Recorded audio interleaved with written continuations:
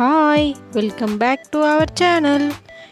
இன்றைக்கி நம்ம என்ன பார்க்க போகிறோம்னு பார்த்தீங்கன்னா, காலிஃப்ளவர் குழம்பு எப்படி வைக்கிறோன்னு பார்க்கலாம் வாங்க.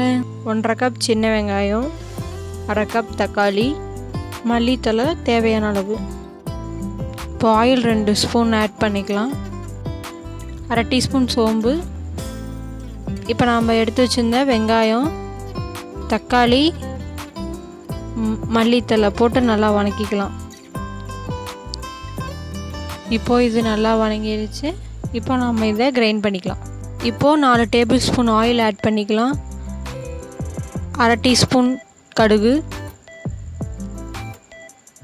இப்போ எடுத்து வச்சுருக்க காலிஃப்ளவரை போட்டு நல்லா மிக்ஸ் பண்ணிக்கலாம்.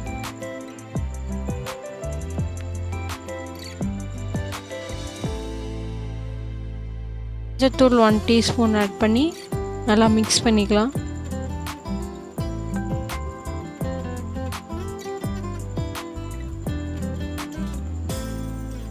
ரெண்டு டேபிள் ஸ்பூன் இஞ்சி பூண்டு பேஸ்ட் ஆட் பண்ணி நல்லா பச்சை வாசனை போகிற வரையும் மிக்ஸ் பண்ணிக்கலாம்.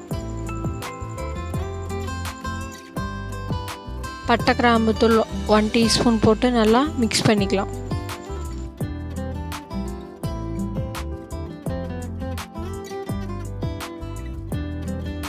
டூ டேபிள் ஸ்பூன் மிளகாத்தூள் ஆட் பண்ணிக்கலாம். 2 table spoon garam masala add பண்ணிக்கலாம். இப்போ நல்லா மிக்ஸ் பண்ணிக்கலாம்.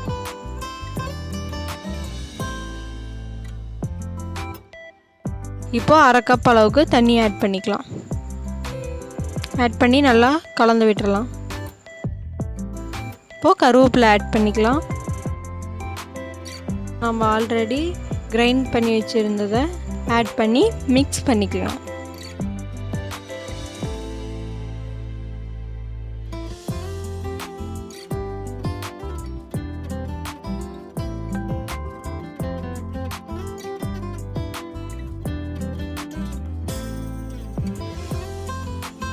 இப்போ நல்லா கொதிச்சு வச்சு 2 கப் தேங்காய் பால் ஆட் பண்ணிக்கலாம்.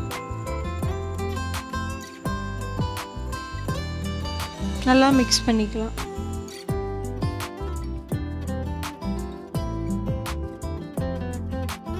உப்பு தேவையான அளவுக்கு ஆட் பண்ணிக்கலாம். இப்போ நல்லா கொதி வந்துடுச்சு.